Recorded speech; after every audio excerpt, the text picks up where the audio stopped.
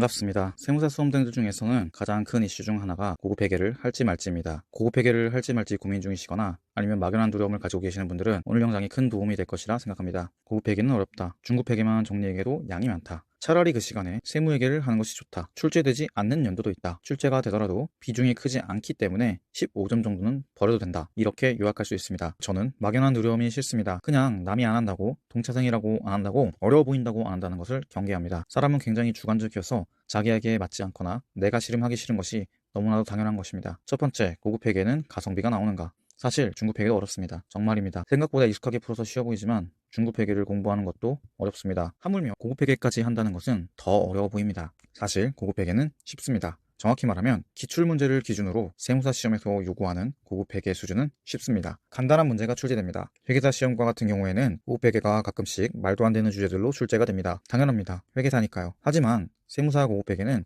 기본 유형만 잘 정리해도 10점에서 5점을 그냥 획득할 수 있습니다. 많아 보이지만 다음과 같이 요약할 수 있습니다. 사업결합은 합병을 할 때 자산, 부채를 측정하는 것, 그리고 영업권 구하기. 연결회계는 재고자산, 유형자산별로 공정가치와 장부금액 차이, 내부거래 등을 통하여 질문에 답하기. 관계기업 투자주식, 연결주식 중에서 지분율 부분만큼만 추가적으로 고려해서 구하기. 이마저도 사실 관계기업 투자주식 장부금액을 구하는 문제가 거의 대부분입니다. 파생상품 등의 주제도 사실상 선도, 선물 등에 대한 기본적인 문제만 해결하면 됩니다. 개인적인 생각이지만 강의를 들을 필요도 없습니다. 어차피 기본적인 것만 출제된다면 기본서 예제와 연습문제 스토리를 만들어서 외우면 됩니다. 처음에 공부 시작할 때 가장 친절하고 쉬운 교재를 찾았습니다. 그리고 해당 문제를 스토리를 만들어서 외웠습니다. 문제를 세워보니 사업결합 10문제, 연결회계는 내부 거래로 앞 내용이 다 정리가 되다 보니 4문제, 관계기업 투자주식 8문제, 파생상 외화자산 평가손익 10문제 정도로 추려졌습니다. 즉 32문제 정도면 고급 회계의 기본적인 프레임이 갖춰졌다고 생각합니다. 이 32문제의 해답을 반복해서 외우고 논리를 만들면 지금까지 세무사 시험 문제 대비가 가능하다고 생각합니다. 중급 회계에서 리스회계의 경우 제가 가지고 있는 기본서를 기준으로 예제가 19문제,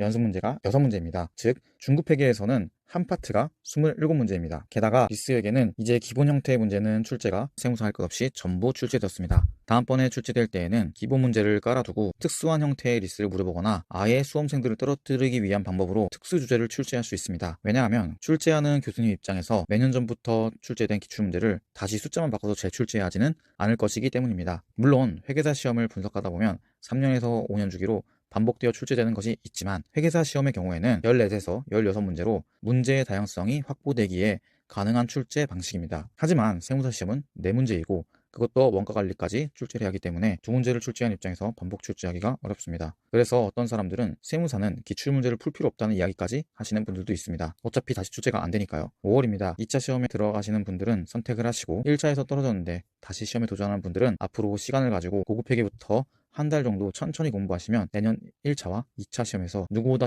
고급 회계 점수를 획득하실 수 있을 것이라고 생각합니다. 감사합니다. 세무사 시험의 기술적 분석이었습니다.